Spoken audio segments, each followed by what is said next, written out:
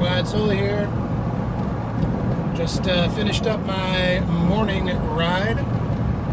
Just went out to Blanco, Texas, and met a buddy for breakfast. Actually, we rode out together and met in Dripping Springs.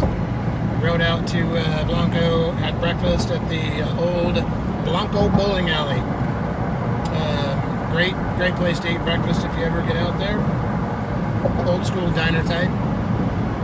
Rode back, picked up the truck. I'm headed over to another buddy's house to enjoy a couple of cigars probably, and a few beers.